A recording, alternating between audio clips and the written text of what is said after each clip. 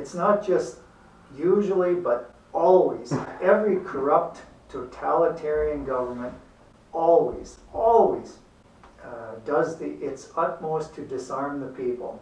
There is no other reason for gun control other than that government has plans to do bad things to the people that they're not going to like, and they don't want those people, the citizens, to have the ability to resist, effective ability to resist.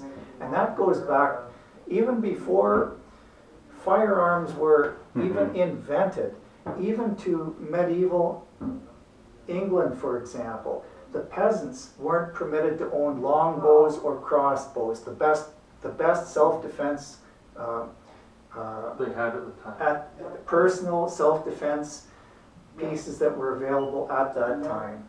Only the corrupt king at the time and all his people could have them, not the commoners. A small fringe minority holding unacceptable views.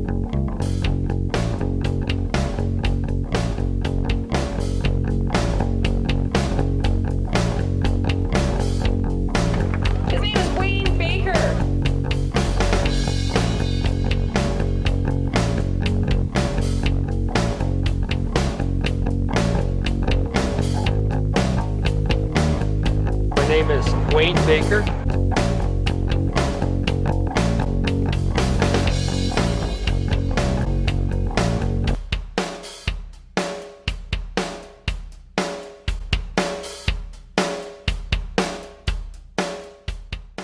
Hello, this is John Manley with the Perth-Wellington Association of the People's Party of Canada, and episode number 2 of the Purple Microphone with Wayne Baker.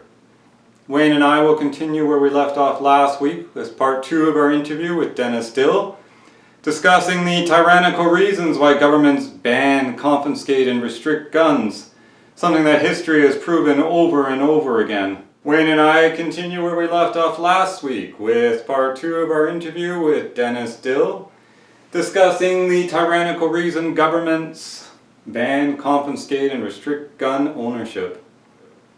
As you'll hear, history has proven their evil intentions over and over again. But by watching and sharing this episode, you can help prevent Canada from repeating the same mistake yet again. Now, if you have yet to see part 1 of our interview with Dennis Dill, you can click the link in the description below to view or listen to our archives. Dennis Dill has over 55 years of experience owning and firing guns, starting with his first air gun at age 8. By age 15, he purchased over-the-counter a Remington nylon 66 rifle with a 14-round capacity at Canadian Tire. Dennis is a member of the International Defensive Pistol Association. He's attended gun matches in Ontario and throughout the USA. Dennis has even participated in numerous machine gun and pistol competitions at the Knob Creek Gun Range in Kentucky. And Dennis also lives in Perth County and is a supporter of the People's Party of Canada. In today's episode of the Purple Microphone, I joined Wayne Baker, the PPC candidate for Perth-Wellington, for an in-depth conversation with Dennis Dill about why guns don't kill people, fathers with pretty daughters do. How guns are critical for protecting our food supply from small vermin and much larger and more dangerous ruminants. How history shows that only governments with tyrannical or homicidal intent have ever banned their citizens from owning guns. Dennis reacts to a MacGyver fan explaining why guns are evil and unnecessary, as long as you have some duct tape. Pepper spray laws that will baffle your mind. Why an increase in any form of violence is a reflection of a breakdown of the family, poverty, drug addiction, and other societal ills that have nothing to do with gun ownership. Without further ado, part 2 of our interview with Dennis Dill. I guess maybe just to be the devil's advocate here, with the guns though, the gun only has one purpose, to be used as a weapon. Is there another use for a gun that you can think of, other than decoration? Certainly is. Guns are wonderful for recreation. They're all over the world. People use them for fun and enjoyment. Target shooting, hunting both for sustenance and for sport.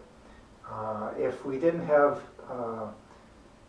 sport, hunters, to reduce game populations, the game would be, their populations would explode and their health would decline, and they would become menaces to farms and encroaching into cities.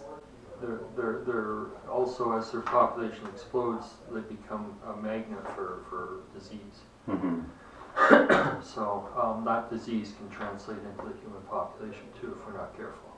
Certain diseases do that.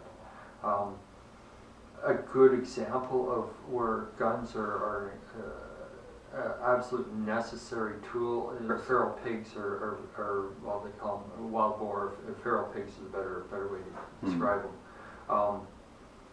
Now, we're not too bad here in Ontario, but I understand Manitoba is starting to be, certain parts of Western Manitoba are starting to be overrun. There's certain parts of, I guess, northwestern Ontario has a problem with feral pigs. It's a huge issue down in the southern states, Texas, Louisiana. That's what I'm thinking. Louisiana, Mississippi, in those areas. I think it's a huge problem, and to the point where they're losing billions of dollars in crops. In crops, yes. Well, that sort of falls in as a self-defense category, doesn't it? Well, you know, to a degree, because wild pigs are pretty nasty creatures. If you had small children and they're around, they're in great danger. Well, I mean defense of your property too, of course. Yes. Yeah. Mm-hmm. Yeah. Something else, I like to go walking. I like to walk out in the bush. Mm-hmm. But I'm paranoid to do that. Like I when I was a kid, I had a 22, and I just go and, you know, I carry the 22 with me, and I go snowshoeing in the wintertime and walking in the summertime, and you know, if I run into a pack of coyotes, they weren't going to survive. Now, if I go walking with, and you know, if it's illegal for me to carry a gun, so therefore, if I go walking, and I run into a pack of coyotes, I'm in trouble. And there's a lot of coyotes. On that note, Wayne, tell me, why would it be illegal for you to carry a gun while walking in the bush? Primarily because it's not my bush. So I guess I'd have to get the owner's permission. I don't think that would be a problem, but I've never, like, the concern I have is if I happen to shoot something, I could be classified as a hunter, and then I would need licensing to hunt. And I have no intentions of getting hunting licenses.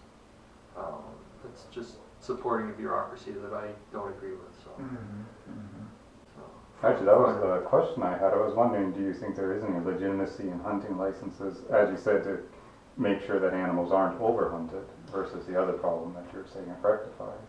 I believe to a degree, game management by government can be a legitimate thing, but like most things government, I think it's been grossly overdone, and they've taken far too much arbitrary power for themselves that isn't legitimately helping anything. Yeah. I heard a story, this is back in the early 90s. A couple of guys just go back in the back 50 of the farm to shoot a few groundhogs. And they come back out, walking on the road, the game warden drops by. Any luck, guys? Oh yeah, we nailed a couple of groundhogs. And they were charged. They were charged. You know, that kind of behavior really turns me off. I didn't realize groundhogs were on the verge of extinction. Well, They're not. They're vermin. Yeah. According to Ontario hunting laws, this is not gun law per se. This is hunting law, which is something different. But to hunt vermin, you're not actually supposed to shoot vermin whatsoever, unless you have a small game permit, which is stupid. That is stupid. They're vermin. It's open season on vermin such as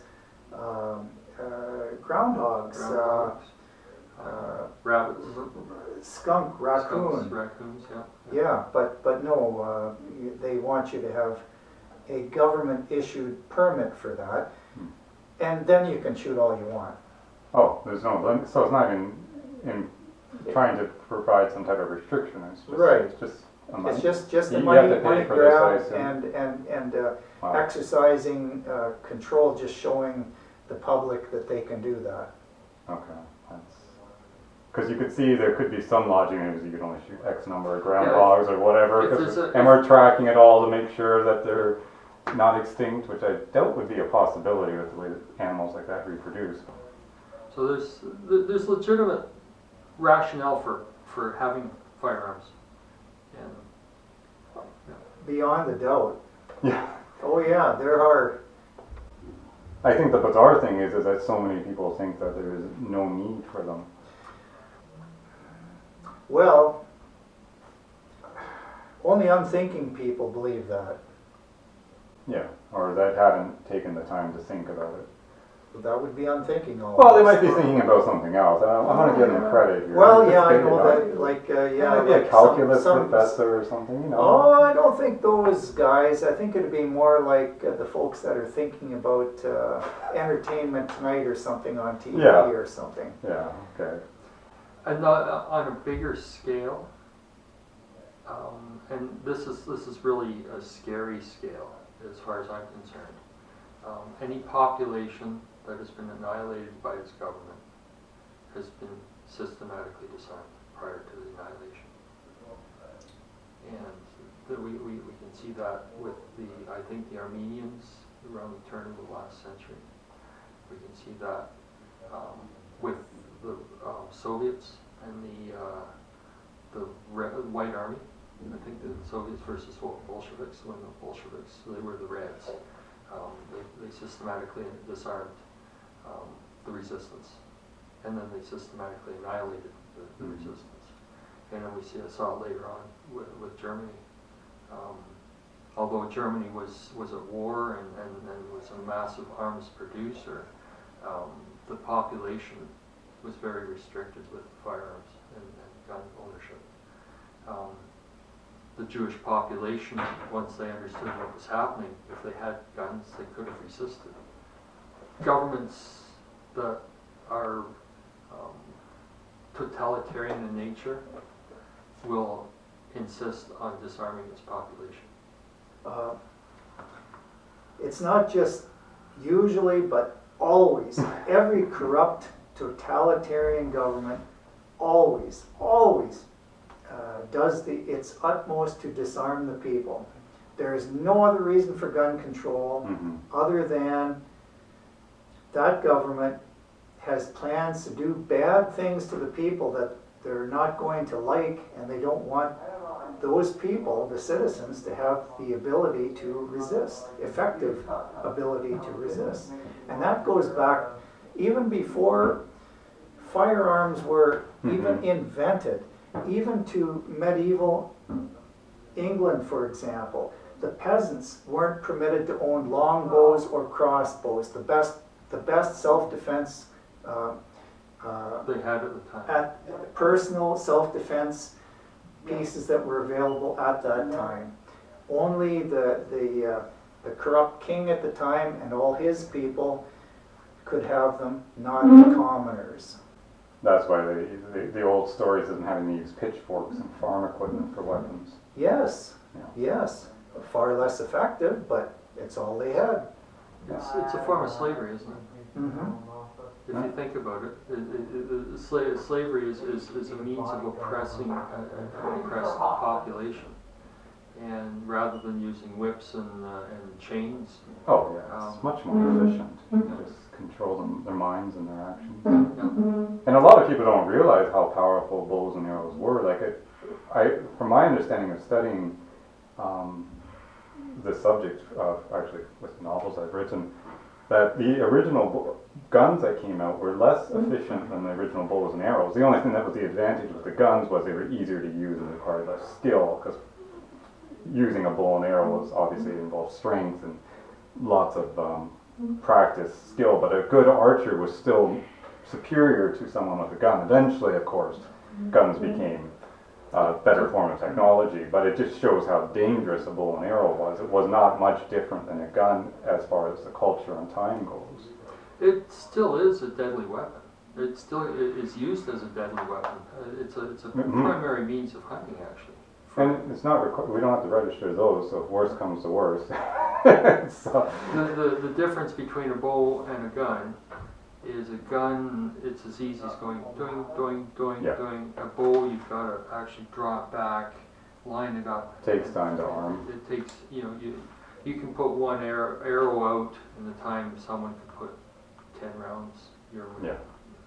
So it's the same with slingshots, like the story of David and Goliath. Malcolm Gladwell also wrote an incredible book just on that story and showing that if you have a dense enough stone and with that slingshot, not the the little ones, but the ones you whip over your head, it is the same as a 22. I think it was a 22 rifle. The impact it will have on someone, and that's why David was able to knock down Goliath. It wasn't this little. He just had a weapon that was quite effective. Think about it. David was on his own, looking after his dad's sheep, out in the field where there's all kinds of rocks. He's a boy. What's he going to do? He's going to pick the rock up and throw it. Oh, that doesn't go very well. And then he's going to devise himself a slingshot, and then he's going to find out that it's really effective. Then he's just going to start taking target practice. And the more he uses it, the better he got. Then the lion comes along, bang, it's done. The bear comes along, bang, it's done. And he's been practicing. I mean, you're watching sheep. It's boring. You're going to find something to do, and so that's what he did. And when Goliath came along, it was, who is this uncircumcised Philistine?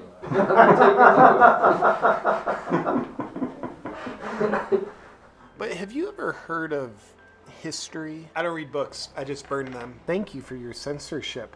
But I accidentally learned about history once, and when I did, I learned that only tyrannical regimes disarm their populations. And when they do, those governments inflict terrible control, violence, and killing onto their now disarmed populations. For example, in 1911, Turkey established gun control. And then from 1915 to 1917, 1.5 million Armenians, now unable to defend themselves, were rounded up and exterminated. And in 1929, the Soviet Union established gun control. Then from 1929 to 1953, 20 million people, unable to defend themselves, were rounded up and exterminated. What do you mean, exterminated? Murdered. Oh, well, those are just two examples. And China established gun control in 1935. Then from 1948 to 1952, 20 million political dissidents, unable to defend themselves, were rounded up and killed. Oh, and the people in China still exist under a brutal regime today. Oh, wait a minute. Germany also established gun control in 1938. And then from 1939 to 1945, 13 million Jews and others who were unable to defend themselves were rounded up and exterminated. Huh. I wonder if Hitler purposely disarmed the population so he could tyrannically take over and kill all people opposed to him. It's probably just a coincidence. But also Cambodia established gun control in 1956. Then from 1975 to 1977, 1 million educated people were rounded up and killed because they were unable to defend themselves. Is my shirt on straight? Yep, good.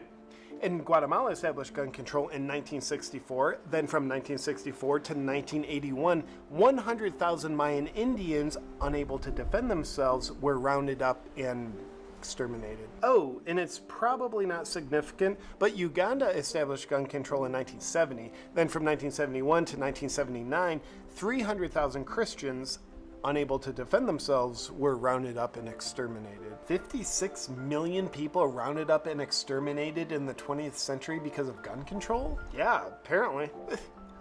But that could never happen here. Yeah, that's what all those people throughout history said. But it couldn't ever really happen here. They said that too. But seriously, that couldn't ever really happen here. Oh, well, when you put it like that, I'm convinced. Yeah, and besides, the authoritarians that want to ban guns in our country are saying it's for our protection. I can only assume that in all those authoritarian regimes that you mentioned that did all the killing, that they had a different, honest message for their populations about why they were being disarmed. You think? Yeah, it was probably something like, Hey, we're gonna take all your guns so that we can control every aspect of your life and easily kill those of you who don't comply. No, it says here all those regimes also had a "we're banning guns for your protection" type of messaging too.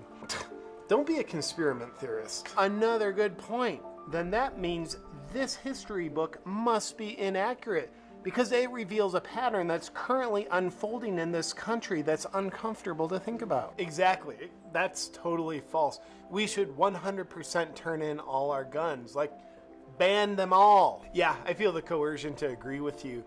But do you think an even better idea could be that if the authoritarians with guns turn in their guns first, and then we the people turn in our guns? No, it just feels easier to trust the people that we know lie to us on a consistent basis.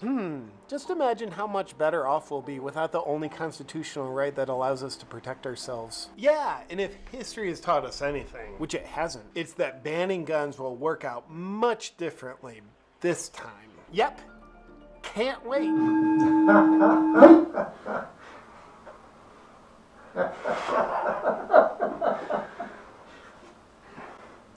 I actually thought too it was an interesting point. Like if we think about the countries and regions that had the strictest COVID restrictions, which countries come to mind? Your regions? Australia, New Zealand, Canada. And Actually, the Commonwealth countries were the worst. and also those countries had the strongest gun bans. That's right. And then I think too, if we think of California, I think that's the state in the United States with some of the strictest gun restrictions. I've heard California is actually a separate nation. Ah, yes. That's how it probably does. I lived in California for 3 years, and I'd agree with that sentiment. I did not feel like I was in the USA, but obviously the COVID restrictions were the harshest, I believe, in California and Oregon also, where the gun restrictions. Do you think that's a coincidence, or? It is absolutely not a coincidence. Yeah, socialist, leftist thinking and corruption and bad plans for the common citizenry, that all goes hand in hand. So, I mean, would you think that Trudeau is proposing more and more gun bans so that he could erect some type of tyranny in this country? Beyond the slightest doubt. Now he's not smart enough to do so, but his handlers apparently might be. And you think of a man who has more guns around him. I mean, Trudeau, it's a minimum, I think, I'm not going to guess, but I've seen at least 4 or 5 bodyguards, all with handguns. Mm-hmm. And then he has, any event, he'll have multiple snipers looking out, to anyone that's going to attack him. As, we learned with that one sniper who refused to get the shot. And the hypocrisy of that in itself. Very much so. Very, very much so. And rightly so. I think the Prime Minister should have that type of protection, and probably Wayne Baker could use it someday soon too. Yeah. Maybe you could be his bodyguard. Well, I've never, John, I've never had a desire to have a government job. I've always gravitated to honest work. Well, we're all in the same boat here, Dennis. But if someone wanted to take my job, they can have it tomorrow. But if people would be wise enough to vote for Wayne, that would be almost a first in having a truly honest politician. I pray I can live up to your expectations, Dennis. I really do. Well, you can certainly exceed the current standard by a lot. That we have right now. I'm curious, I'm going to ask you straight off, see if you come out with the answer I'm expecting or not. What would you say, culturally, in American television has been the biggest proponent to anti-gun laws? And that kind of the mentality in the U.S. towards, well, it's not a strong mentality, but not just in the U.S., but in the English-speaking Western world, a particular television program that has been influencing the culture to feel that gun ownership is very evil. I should probably know this, but I can't really think of one particular thing. Your wife had mentioned to me that she said you weren't a big fan of the show, so I thought. Well, that's actually a lot of shows. Well, I know. Anyway, I'll skip to it. MacGyver. Oh, right. Yes. Thinking back, yeah, that was a rather anti-gun show. I got a 5-minute clip I'd like to show you. It's actually by a hardcore MacGyver fan who became anti-gun thanks to the show, and he's explaining why he feels that MacGyver was such a positive influence on his life and for America. And we could do 5 minutes, and I'm curious to see how you rebuttal to that. Let's do it. I hate guns, and the reason I hate guns is because MacGyver hates guns. Alright, so it's a little more complicated than that, but even so, watching a show like MacGyver, where the hero is emphatically and unapologetically anti-gun, was a not insignificant influence on my opinion of guns, specifically the bit where I hate them and think we should get rid of them. It was also a not insignificant influence on my decision to carry one of these. Okay, it was the only influence on my decision to carry one of these. Also, I didn't get this until I was in my 20s. MacGyver had been out of production for almost 10 years, but there were reruns. He was a role model. When I was a kid, MacGyver was appointment television. The series originally ran on ABC from 1985 to 1992, and I rarely missed an episode. Now, my fellow MacGyver nerds out there will know that Mac's antipathy to guns was not an original part of his character. While he was never shown packing heat, there is this shot in the series pilot of him firing someone else's machine gun at some bad guys. However, it wasn't long before the producers of the show decided that MacGyver would be a hero who didn't use guns. Not just because he doesn't need them, although, he doesn't, but because he doesn't like them. He makes a conscious choice not to use them. By midway through the first season, in fact, in the classic episode Flames End, where we also meet Amy, the first in an eventually endless series of ex-girlfriends and lost loves, Mac's anti-gun attitude is firmly in place. He saves the day, averting a nuclear meltdown by repurposing a revolver as a wrench, and declares afterwards that it was, quote, the first time I've ever been happy to have my hands on a gun. Now, it would have been fine if MacGyver's feelings about guns had remained unexplored. I would have just assumed that he was anti-gun because he's a sensible fucking person. MacGyver's an American. He lives in the country with the highest level of gun violence by far among developed nations. Does it really demand further explanation? But MacGyver is a character on a TV show. And characters on TV shows, especially characters on cheesy 1980s action-adventure TV shows, don't get to have a prominent personality-defining trait unless there's a story behind it. So, in the show's 4th season, in an episode titled Blood Brothers, the producers finally got around to telling us the sad tale of MacGyver's anti-gun origin story. MacGyver has returned to Mission City, the small Minnesota town where he grew up. He's here to reconnect with some old friends so they can dig up a time capsule they all buried together as kids. Throughout the episode, MacGyver is also haunted by ominous flashbacks of the time when he and his friends pooled their money to buy bullets so they could go shooting. One of those old friends is Chuck, who owns a gun store. MacGyver arrives just in time to catch him making a sale. A customer, accompanied by his young son, is about to purchase a handgun when Chuck informs him of the mandatory waiting period. The customer is like, "But I want a gun right now."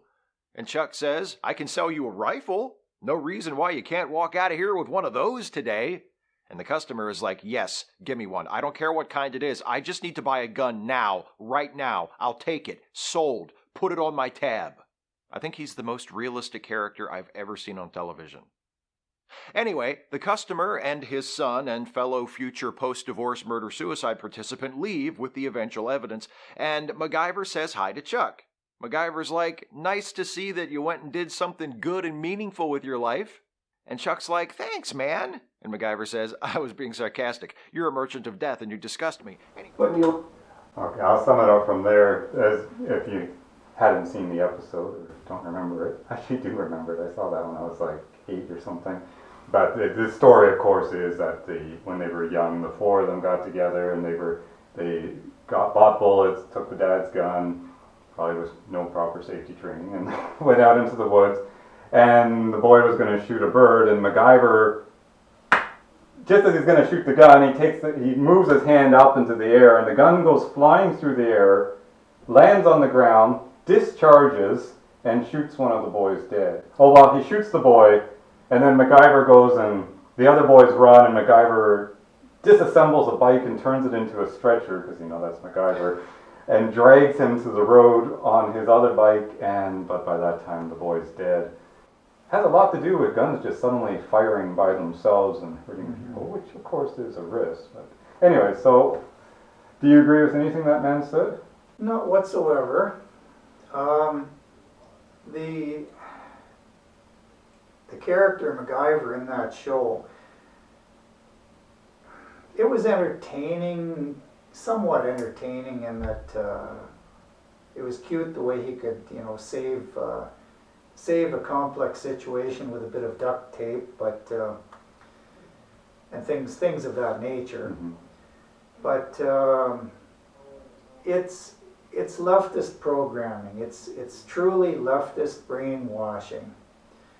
And I remember a long time ago when that series was on, I did watch some of it, and I took the entertainment for what it was. But even back then, I recognized the leftist programming and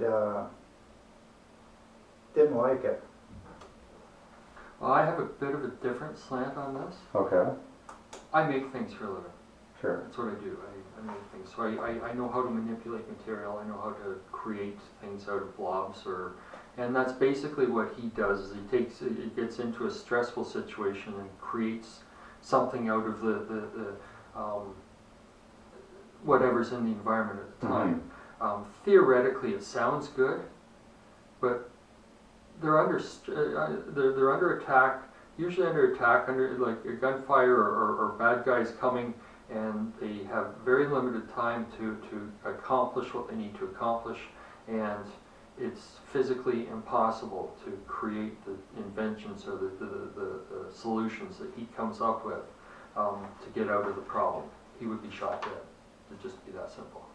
Yeah. So it's just not physically possible for it. So that's my slant on the MacGyver. And it's sort of, it became part of our language at one point.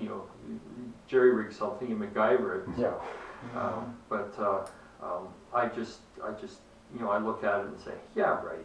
It's just not possible. You can't build that in that in that period of time and expect it to be, have some anywhere near reasonable results, let alone. Very true. Yeah. And at least maybe 1 in 100, but not every week. Maybe once. It could happen. Situation. Brilliant. We've all done. Had those moments, but I'd like to comment that it's a mental illness to be afraid of a common object, a gun. How is a gun? Does it have like a personality? Can it think? Can it plan? Can it be evil? Mm-hmm. No, it's an inanimate object. My brother-in-law, a guy years back, and this happened about 2 blocks from where he lives, and there was a man that was released from prison, and in prison he apparently had some kind of bad interaction with some homosexuals. So he developed a real hate-on for homosexuals.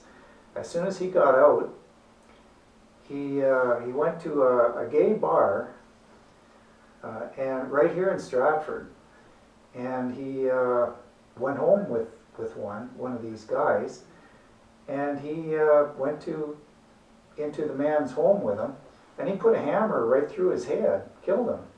That's with a hammer. Mm-hmm. People with evil intentions can do, they can do evil with any kind of tool if that's their desire. Mm-hmm. So anyway, I just think it's so strange to be actually afraid of a gun. It may be a little mysterious to some people that aren't extremely familiar with them, but there's certainly nothing to be afraid of. Well, how would you respond to that man's point that the United States has the highest gun violence in the world and the most unrestricted gun laws? Most gun violence in the world, that isn't true. Okay. Um, Where would be the most gun violence in the world? well, you've got me there. A hot spot, a war zone. Yes, very much. Any one of the, like Ukraine right now and Israel would be two areas that would outstrip. He's making an assertion, but he's not backing anything he says up. So I would seriously question that assertion. And what is the nature of the gun violence too? Like, you know, is it legitimate gun owners, or is it like that cop was talking about the criminals, the criminal element? You know, Switzerland,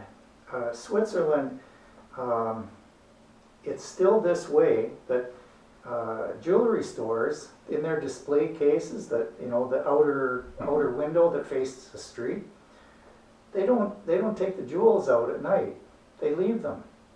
You know, whereas around here it's perfectly normal to put everything in a safe. They don't. They still don't today.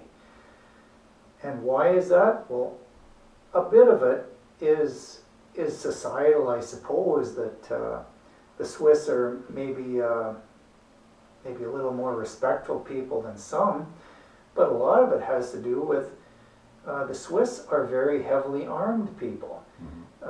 If someone were to try and pull off a robbery of some sort, there are all kinds of honest people around that wouldn't think very highly of that and would put a stop to it. It's my understanding in Switzerland that any man has the opportunity to have military training, and after he's been given military training, the government sends him home with a gun, and they actually send him bullets on a regular basis for target practice. That is correct. A neighbor of ours, Swiss, well, used to be a neighbor, Swiss girl. Years ago, she told me that just that morning she had been home to Switzerland, came back, and just that morning she got on her bicycle and took her submachine gun. A submachine gun is just a pistol caliber short rifle. And she had just ridden to a nice rural area, open area, to do a little bit of shooting with her her SMG, submachine gun. And that was perfectly normal behavior there. People do that for fun. Doesn't harm anyone. And here you get arrested for carrying pepper spray in your purse. Yes. Exactly. Exactly.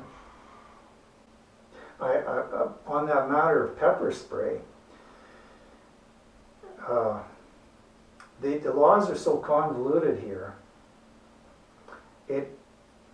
Before pepper spray was a thing that was really available, police used to carry tear gas, aerosol tear gas canisters. They were illegal for anyone else to have, regular people to have. And then when pepper spray came along, pepper spray generally is actually more effective yet than the tear gas canisters.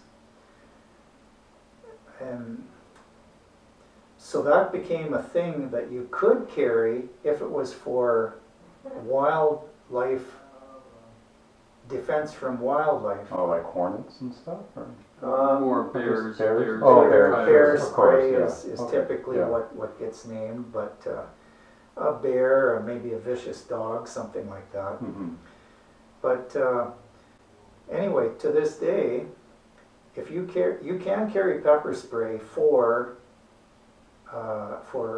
wild animal defense, That's one of the few things a Canadian can do. However, you cannot carry it for defense against nasty, criminal-minded humans. And if you were to be questioned by police, why have you got this bear spray? And you said it's for defense. If a woman says it's for defense against being mugged, she will be arrested. Wow. But if she says it's in case I run into a bear downtown I Stratford. was just out camping. Mm-hmm. I was just out camping. Yes, that's right. If she holds her ground and says it's for defense against wild animals, then it's acceptable. And these are the kinds of laws that our police enforce. That to me sounds strictly of a Marxist mentality, because it's speaking about that the collective is more important than you, because it's not about her protecting her life, it's about her not affecting greater. Not being a threat to a police officer doing his job, or being a threat to the collective, yes. Yeah, to the collective, because otherwise the double standard, it's obviously not about her safety, otherwise it wouldn't qualify for the bear, but not for, that is very interesting. Same thing goes for a knife, by the way. Yeah. So if you carry a knife, whether it's a fixed blade, folding blade, short one, long one, if you're questioned by police, if you say this is a tool for cutting tape, peeling oranges, and other utilitarian purposes, it's okay. They won't like it, but they'll have to accept that. But if you say this is for possible defense against being attacked by nasty, criminal-minded humans, you get arrested. Wow. That just shows, the whole concept of just minimalizing laws. These are laws that are just getting ridiculous. You know where it ties back to? Part of communism encourages criminal behavior. Mm-hmm. It's part of the communist philosophy, and the idea behind that is to destabilize the local communities or the population, destabilize the population. And a destabilized population is very easily controlled and very vulnerable to outside influence, primarily negative outside influence. When the population is stable and it can predict its neighbors' response, as the neighbors can predict their response, that becomes a very hard environment for a totalitarian type government Mm-hmm. to try and penetrate, and that's where it's going to, and so that's why we're seeing criminal behavior being encouraged, and that's why we're being discouraged from looking after ourselves. That's defending ourselves. exactly. Frightened people full of anxiety are very, very easy to control. Yeah. Confident, happy people that have stable families are very, very hard to control. And those type of people don't want a lot of government in their lives, which to a corrupt government like Mr. Trudeau's, that's exactly what they don't want. And that's why so many policies, all their policies, are aimed at breaking down families and making people fearful. Well, I think in some ways, that touts to the issue of rising, not just gun violence, but violence in the United States. I don't think that's being caused by guns. I would say it's largely being caused by the deterioration of common values, families. Yes, exactly, Democrats. Yeah. Because if you think New York, I'm reading Ayn Rand's novel, which is set in like 1930 New York City, and people are walking out in the middle of the night. They're not scared that they're going to get mugged or hurt in 1930. You fast forward 30, 40 years later, once the 60s came in, New York became a very dangerous place, which was very full of leftist ideals. the breakdown of the family and so forth. So I would say, in a lot of these gun violence things, a lot of it problems. The kid didn't have a parent The kid grows up without consequences. Mm-hmm. and role models. A lot of times, That's huge like too. we have a society. Huge.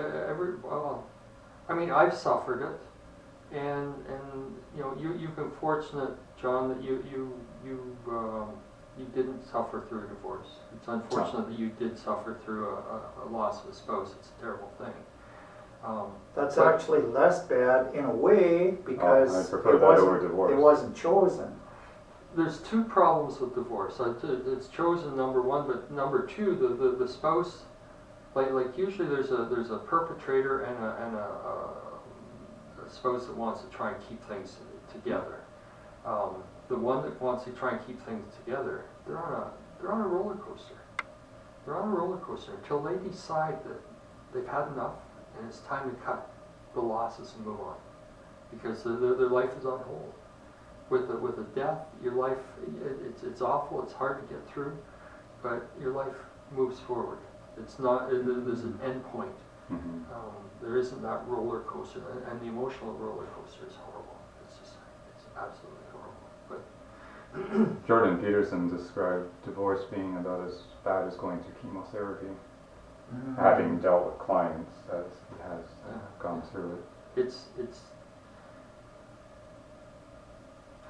But I just think that's where we should be directing our attention. It's not that there's too many guns in the country. Is that the country has a lot of other problems that are relating, and I think also just poverty. I mean, the government's taking so much money from these people. They're inflating the currency, etc., etc. It's not a big surprise that some people who are not too entrepreneurial or whatever turn to crime to survive. Like, I'm not saying that's the right thing to do, but that's probably a more likely explanation than gun access. There's other issues too, and I mean for years the doctors prescribed opioids, telling the patients that there was no potential for addiction. Oh yeah, so The doctors were lied to by the pharmaceuticals, and as a result, the doctors were lying to the patients. The end user they end up with an injury or something. They get on these opioids that relieve the pain, and next thing you know, they're addicted.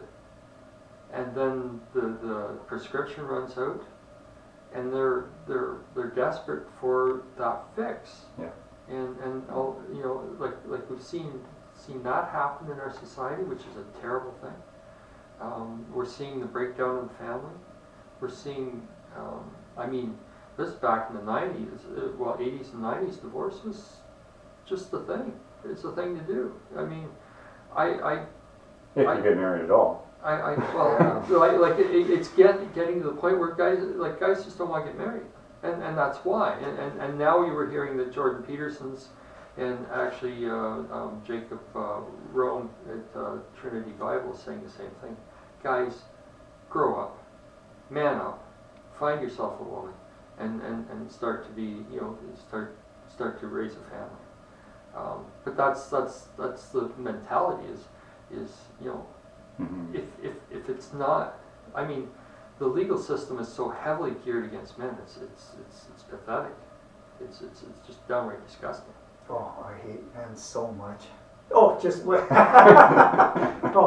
got off on a liberal mindset. I just hate mandates. Well, I should hope you hate dating men. That too. Isn't that interesting? I would have played that a few different ways. Yeah. So, I'd like to end with a very interesting quip that I saw. It was a friend of mine had it on his tree. It's one of those metal plates that has a saying. Guns don't kill people. Fathers with pretty daughters do. Yeah. I had a friend. He always told his daughter, every guy who came to take his daughter on a date, he just had this one simple message he said to him. He says, I am not afraid to go to jail. And his daughter remained a virgin till she was married.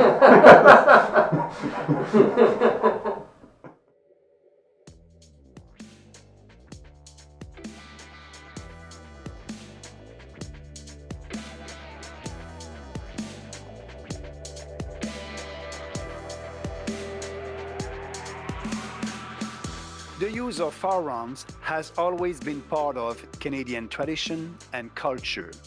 Today, there are over 2 million hunters, ranchers, trappers, farmers, recreational shooters, and collectors who possess firearms in our country. Gun owners are exceptionally law-abiding, safety-trained, and carefully vetted before being granted a firearms license. Yet, the Liberals have a vendetta against the lawful gun owners.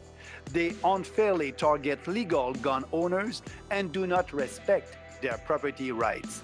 The latest assault on law-abiding gun owners was the Trudeau government's decision to ban handguns entirely.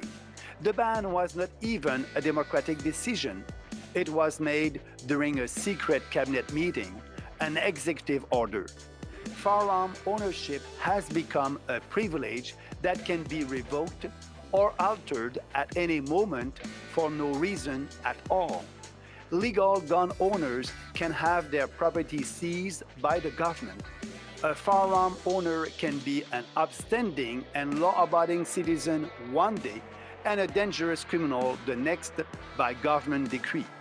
Peaceful and responsible firearms owners deserve a legal framework that protects their property rights and treats them with fairness and respect. We need a common-sense approach to licensing gun owners that promotes safety while removing the threat of arbitrary criminal prosecution. That is why the People's Party will repeal Trudeau's arbitrary legislation and cabinet decision to ban more than 1,500 types of firearms. The People's Party will replace the costly and burdensome licensing system with an efficient lifetime certification system for firearms owners already undergoing mandatory vetting, safety training, and testing. The People's Party will not criminalize peaceful and responsible gun owners. The People's Party will guarantee the property rights of more than 2.1 million law-abiding Canadians. It starts with you. Join us to protect our freedoms. Become a member of the People's Party of Canada.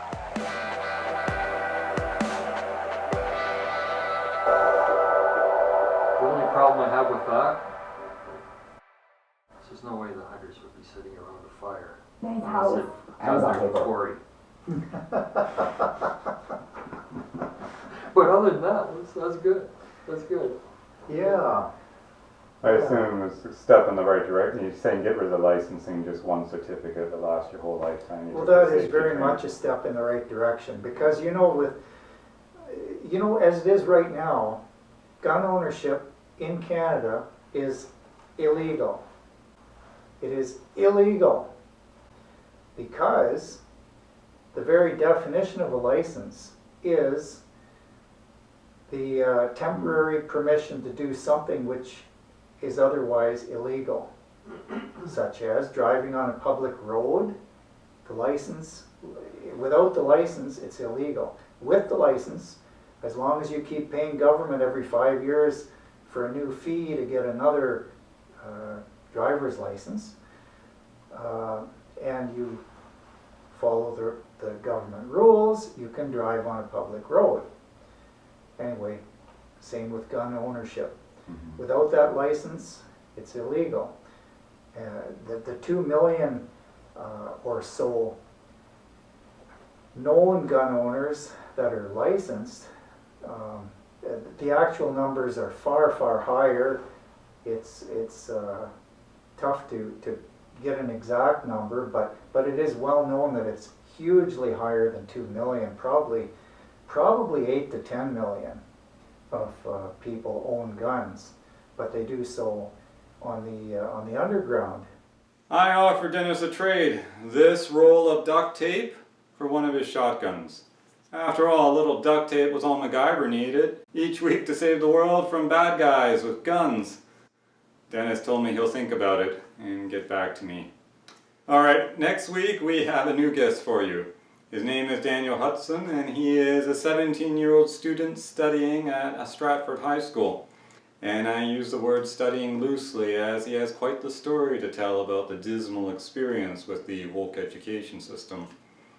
Here's just a little of what he'll share with you.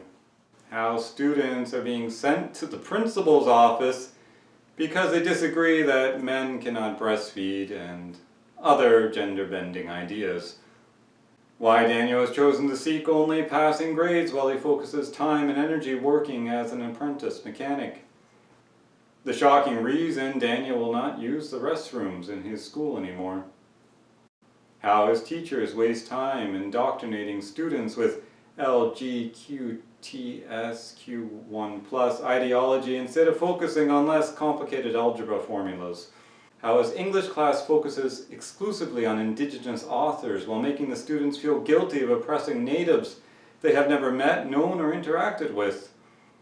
While Daniel has witnessed some minor acts of racism directed towards students of non-European ethnicity, he reports that the vast majority of discrimination is systemically targeted at white heterosexual students. And we had many laughs as he shares stories of teachers trying to keep straight confusing gender pronouns in the classroom. All that is coming in next week's episode of The Purple Microphone. Be sure to become an email subscriber at Perth-Wellington-ppc.ca so you don't miss out. The People's Party of Canada opposes radical race theory and gender ideology being taught in the education system, just as the PPC opposes the government banning and confiscating guns. These are outlined clearly in our party's platform. If you have any questions or would like to help us, I invite you to visit our website at Perth-Wellington-ppc.ca and click on the contact button. One of our representatives would be happy to meet with you on the phone or in person to discuss your concerns. We could also use your help in covering the costs of producing and promoting this podcast.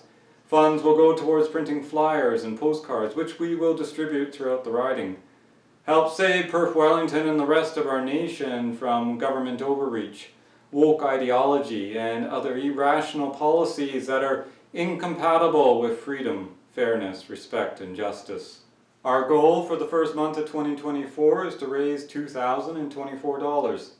Click on the donate link on our website or in the description below to make a contribution. Thank you, and we'll see you next week with episode 3 of The Purple Microphone. Freedom is when there's neither tyranny nor anarchy, when the government works to keep people free. The PPC won't lock us down in a big nanny state. They'll leave us in peace to make this country great.